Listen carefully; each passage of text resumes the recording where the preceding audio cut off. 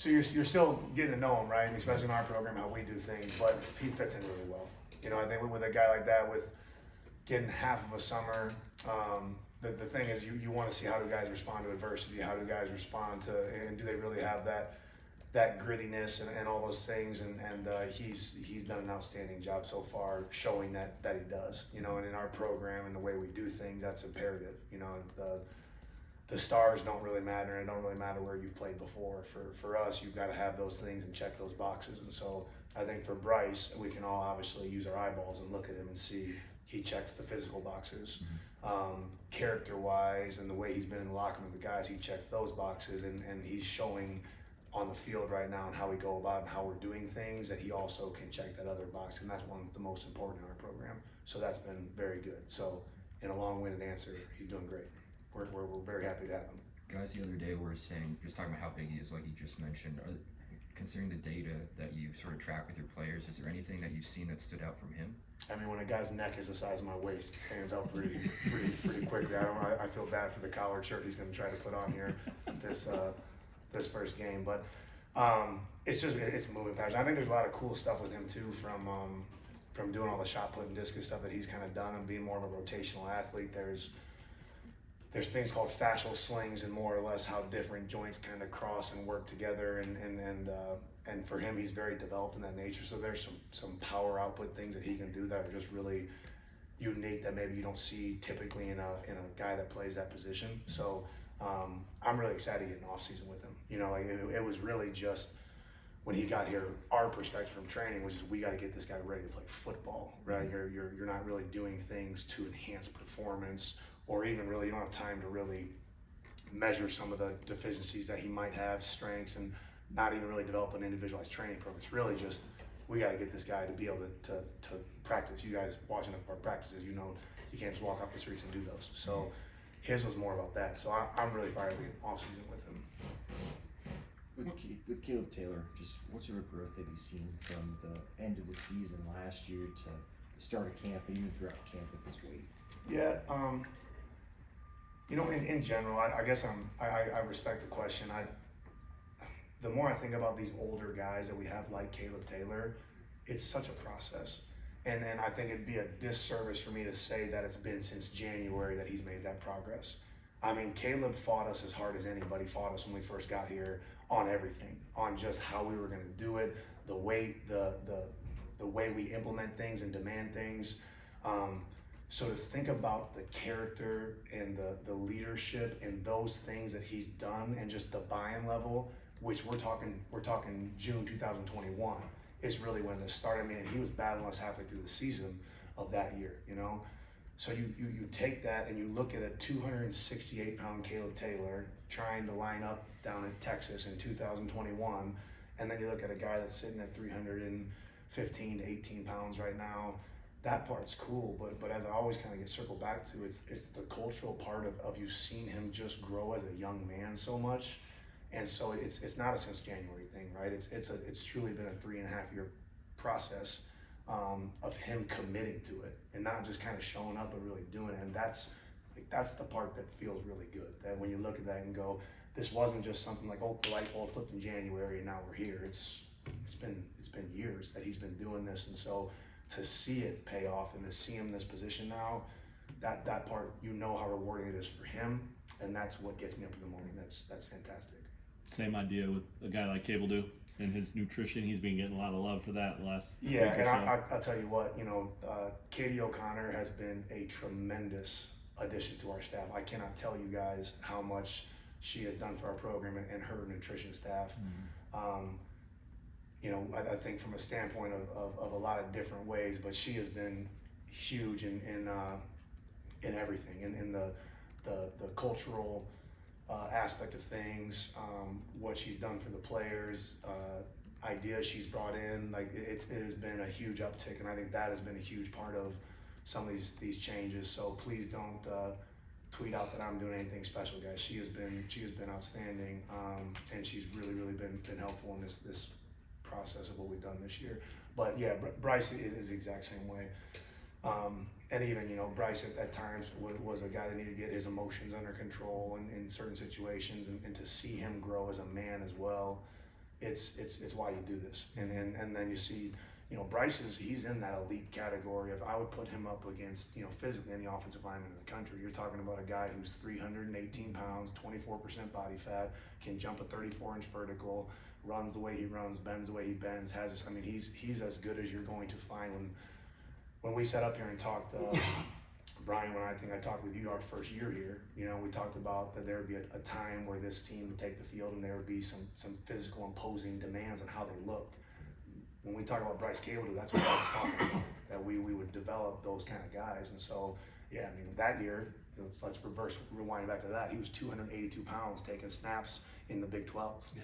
You know, and so once again, you think of that development, and it's cool. It's really cool to see it kind of all come to fruition. Before we get too far with Katie, what is it about her approach? Is it the way she connects with the guys? Is it, you mentioned new ideas? I mean, what if you can get into that a little more? I'm interested.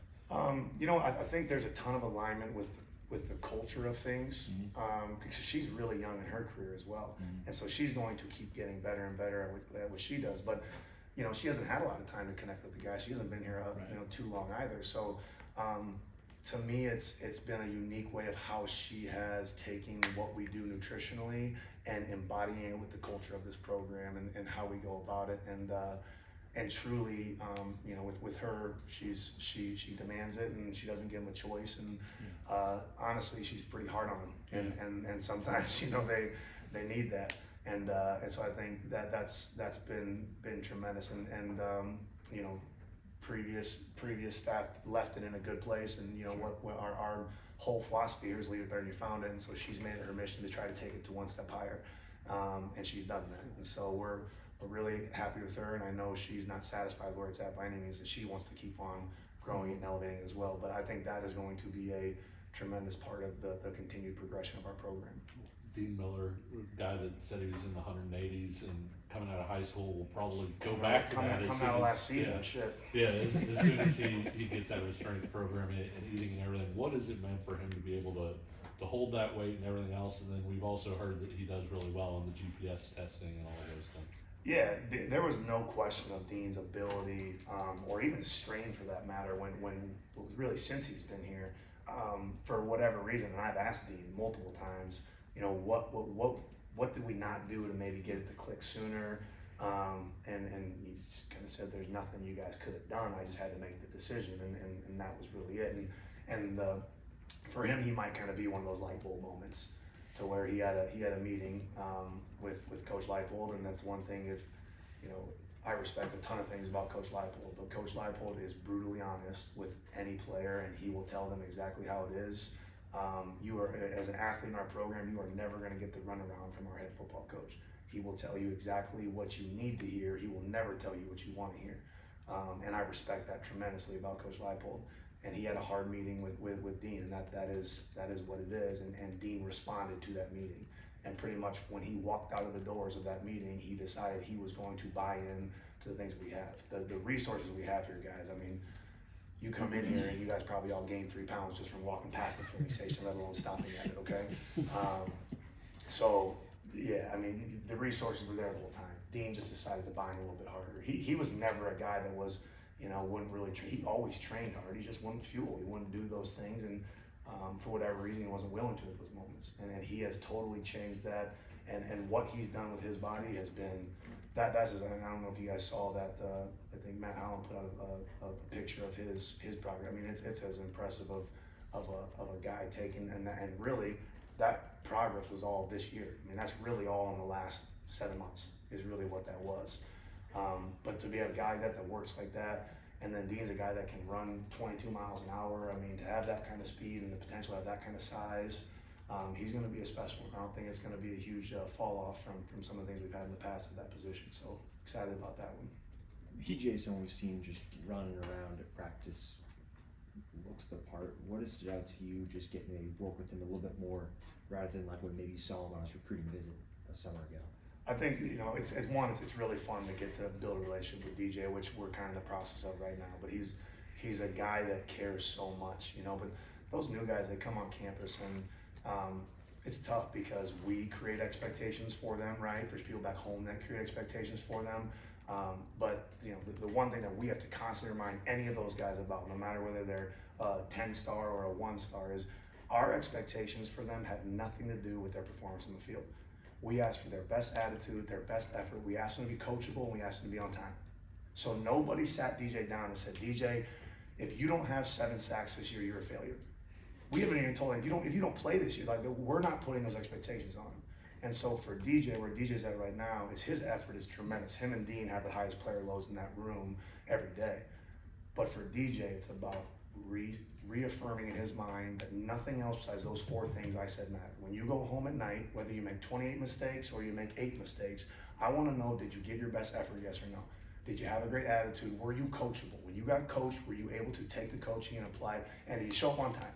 Because the one thing that I've seen over my career, and Coach Leipold is who I stole this from, so that's 30 plus years. You do those 4 things, and that becomes your process. Everything else will work out. But when you become inspired by the outcome and just motivated by the process, and it's not the other way around, to where, yeah, the results, the outcome, that motivates me, but I'm inspired by the day-to-day. When those relationships get inversed, then that's when you get guys that are stressed and anxious and all those things. And so with DJ right now, it's about just showing up and getting better every day. And he has given hell of an effort. So I think the more that we can just, with DJ, continue to harp on, focus on those 4 things. And if you don't focus on anything else, you'll be okay. Just do those 4 things and the results will come. And so I think that's where we're at with him. But love the kid. Like I said, I'm really, really enjoying just building a relationship with him. Just getting to know the kind of unique young man he is, how much he cares, what he's willing to do to get it at such a young age, to be as mature as he is. So he's got a really bright future, right? Whenever that is, he's going to help this program a ton. And I'm really excited for him to get to experience that. Anything else for Coach Sleeve? All right, thanks everyone. Thanks, guys.